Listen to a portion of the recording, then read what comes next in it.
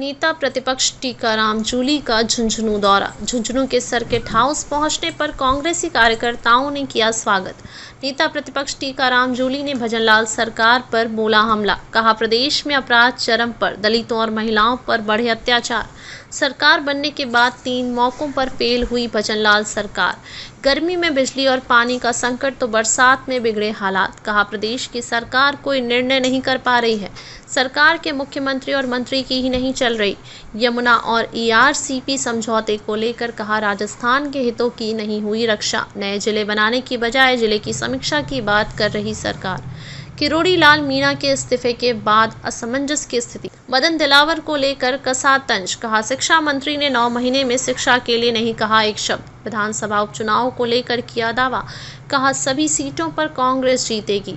राजस्थान विधानसभा में नेता प्रतिपक्ष टीकाराम जूली आज झुंझुनू जिले के दौरे पर हैं। झुंझुनू के सर्किट हाउस पहुंचने पर कांग्रेस जिलाध्यक्ष दिनेश सुंडा व मदरसा बोर्ड चेयरमैन एमडी चोपदार की अगुवाई में कांग्रेसी कार्यकर्ताओं ने नेता प्रतिपक्ष टीकाराम जूली का स्वागत किया। सर्किट हाउस में नेता प्रतिपक्ष ने प्रेस कॉन्फ्रेंस में प्रदेश की भजनलाल सरकार पर जमकर हमला बोला। पेश है एक रिपोर्ट। झुंझुनू दौरे पर आए नेता प्रतिपक्ष टीकाराम जूली ने प्रदेश की भजनलाल सरकार पर हमला बोलते हुए कहा कि प्रदेश में अपराध चरम पर है। प्रदेश में महिलाओं और दलितों पर अत्याचार बढ़े हैं। सरकार 3 मौकों पर बुरी तरह फेल रही है। सरकार गर्मी में बिजली और पानी की समुचित सुविधा नहीं कर पाई तो बरसात के बाद राजधानी तक के हालात खराब हैं। इस सरकार में मुख्यमंत्री और मंत्री की ही नहीं चल रही है। सरकार असमंजस की स्थिति में है। तबादला सूची जारी होने के बाद अधिकारी ज्वाइन नहीं कर रहे हैं। अगर कर रहे हैं तो अगली सूची में उनका फिर तबादला हो रहा है। हमारी सरकार के समय मंजूर कामों को इस सरकार ने रोकने का काम किया। क्राइम जो है चरम पे है। एक दलित व्यक्ति की यहाँ पे शराब माफियाओं के द्वारा पीट पीट के उसकी हत्या कर दी जाती है। सरकार सोई रहती है, कार्रवाई नहीं करती है। मामला उजागर होने के बाद में भी परिवार की मदद नहीं करती है। ये स्थिति सरकार की है।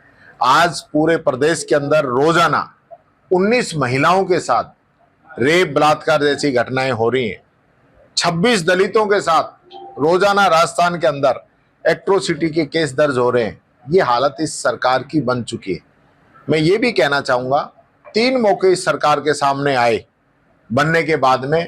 पहला मौका आया गर्मी का, जिसमें इस सरकार को बिजली और पानी की व्यवस्था करनी चाहिए थी। सरकार एकदम फैल रही। 3-3 महीने तक तो बिजली की व्यवस्था ये थी कि 1 घंटा, आधा घंटा, 2 घंटा तक की 24 घंटे में से बिजली मिली, न पानी लोगों को उपलब्ध करा पाए। तीसरी बात आई बरसात की। पहली बरसात के अंदर इनकी पोल खुल गई। सारी सड़कों की क्या हालत है, पेच तक इनसे नहीं लग रहे हैं। कोई नाले बरसात से पहले साफ नहीं कराए, सीवरेज साफ नहीं कराई। और हालत ये हुई कि झुंझुनू सीकर की तो बात छोड़ दीजिए, जयपुर के अंदर भी हालत ये है कि पूरा जयपुर जाम रहा। और आज तक भी कई कॉलोनी ऐसी है जिनके अंदर पानी नहीं सूखा है। कहने के लिए मुख्यमंत्री जी ने मंत्रियों को भेजा है जिलों के अंदर। हालत ये है कि मंत्रियों के हाथ में कुछ है नहीं। मंत्रियों को कोई मान नहीं रहा है। मंत्रियों से कोई पूछता नहीं है। और मैं समझता हूं मंत्री की मुख्यमंत्री नहीं मंत्रियों की नहीं चल रही, मुख्यमंत्री की भी नहीं चल रही है। कहीं भी पूरे प्रदेश के अंदर कोई निर्णय ये सरकार नहीं ले पा रही है। जो ट्रांसफर पोस्टिंग की लिस्टें आई हैं, अधिकतर अधिकारी ज्वाइन नहीं कर रहे हैं। ज्वाइन कर रहे हैं तो अगली लिस्ट में फिर उनका ट्रांसफर हो रहा है। तो कोई असमंजस की सी स्थिति है। इनको पता ही नहीं है हमें करना क्या है। और सबसे महत्वपूर्ण बात यह है कि हमारी सरकार के समय में जो काम मंजूर हुए थे, उन कामों को आज तक इस सरकार ने रोक रखा है। ऐसे ऐसे काम है जिनके वर्क ऑर्डर हो गए, टेंडर हो गए, उन कामों को भी रोकने का काम इस सरकार ने किया। यमुना नहर जल समझौता और ईआरसीपी जल समझौते को लेकर हमला बोलते हुए नेता प्रतिपक्ष टीकाराम जूली ने कहा कि मुख्यमंत्री ने भागीरथ बनकर स्वागत करवाया, मगर 9 माह बीतने के बाद भी एक बूंद पानी नहीं आया। अभी तक ईआरसीपी का समझौता तो जनता के सामने ही नहीं आया। यमुना नहर समझौते को लेकर हमारी सरकार ने 2001 तथा 2003 और उसके बाद 2012 तथा 2017 एवं 2019 में प्रयास किया। भाजपा ने जो MOU किया है उसमें राजस्थान के हितों की रक्षा नहीं हुई है। यमुना नहर समझौते में राजस्थान के हितों को हरियाणा के तथा ईआरसीपी में राजस्थान के हितों को मध्य प्रदेश के सामने गिरवी रख दिया। मैं ये कहना चाहूँगा कि अभी कुछ समय पहले लोकसभा चुनाव से पहले मुख्यमंत्री जी आए थे और यमुना समझौते की बात करके गए थे और भागीरथ बन के बड़े स्वागत सम्मान कराए यहाँ भी। उसके बाद अलवर भी गए, अलवर में भी स्वागत करा के आए। यहाँ शेखावाटी का जो यमुना समझौते की जो बात है उसके लिए, और अलवर में ईआरसीपी के लिए, और ऐसा और जगह भी वो गए।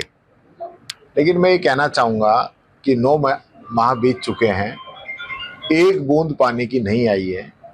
और यहाँ तक कि ईआरसीपी का तो एमओयू आज तक सामने नहीं आया है, छुपा रखा है। और इसी प्रकार से जो यमुना समझौते की बात कर रहे हैं, जिसके लिए बड़े बड़े दावे इन लोगों ने किए, और मुझे दुख इस चीज का भी हुआ कि विधानसभा के अंदर भी मुख्यमंत्री जी ने ये कहा कि इस पे कांग्रेस ने या किसी ने भी पहले कोई बात नहीं की थी। जबकि मैं कहना चाहूँगा 2001 के अंदर आदरणीय अशोक गहलोत जी ने हरियाणा के मुख्यमंत्री ओम प्रकाश चौटाला जी के साथ मिलकर इसकी पहली वार्ता प्रपोजल इसका तैयार किया था। फिर 2003 के अंदर हमारी सरकार ने प्रयास किया, एमओयू तैयार किया। उसके लिए हरियाणा सरकार ने अपने हितों को देखते हुए उसको मना किया, उस पर साइन नहीं किए। उसके बाद फिर वापस हमारी सरकार के अंदर 2012 में फिर हमने इसको परस्यू किया, और उसके बाद हम इसको CWC केंद्रीय जल आयोग के अंदर हम लेके गए और हमने इसकी लड़ाई लड़ी।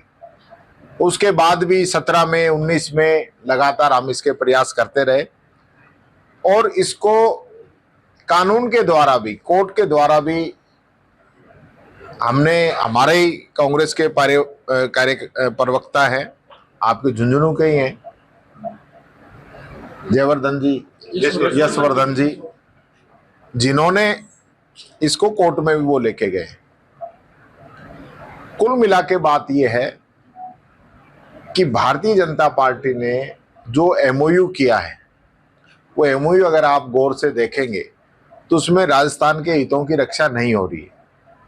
सबसे पहली बात ये होती है कि जो अनुपात में जो पानी मिलना है, वो अनुपात मान लो 60-40 है, 70-30 है, तो जितने पानी की उपलब्धता है उसमें से नहीं मिलेगा। पहले उनका जितना भी पानी उनको चाहिए उसकी पूर्ति होगी, उसके बाद एक्सेस बचेगा तो फिर राजस्थान को मिलेगा। तो वो तो एक्सेस तो वैसे ही उनको छोड़ना है। जब बाढ़ आती है, पानी एक्सेस हो जाता है, तो वैसे हरियाणा को छोड़ना है। उस चीज का एमओयू इस सरकार ने किया है, और मैं समझता हूं राजस्थान के हितों को यहां हरियाणा के गिरवी रख दिया। खुद खट्टर साहब जयपुर में आके कह के गए हैं कि हमारे पास एक्स्ट्रा पानी बचेगा तो ही हम राजस्थान को देंगे, नहीं तो नहीं देंगे।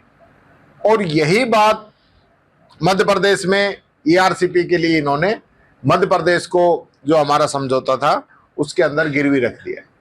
ये इस सरकार की हालत है।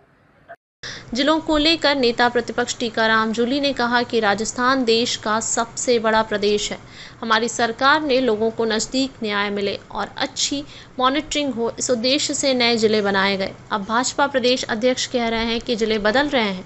प्रदेश अध्यक्ष कमेटी में सदस्य नहीं होने के बावजूद इस तरह के बयान दे रहे हैं। अब कमेटी से प्रेमचंद बैरवा को बदल दिया गया है। सरकार असमंजस की स्थिति में है। सरकार के मंत्री किरोड़ी लाल मीणा इस्तीफा दे दिया। करीब 3 महीने हो गए, अभी तक पता ही नहीं कि इस्तीफा मंजूर हुआ है या नहीं। आपदा के समय मंत्री कहाँ थे? क्या उनकी जिम्मेदारी नहीं थी? हमने जिले बनाए। आज पूरे देश का सबसे बड़ा प्रदेश है राजस्थान क्षेत्रफल की दृष्टि से, उसमें जिले बना दिए। आप कह रहे हैं कि जिले, हम इसकी भी समीक्षा करेंगे। भाई क्या समीक्षा करोगे? आपको अगर लगता है तो 1 जिला और बनाइए, 2 बनाइए, 10 बनाइए।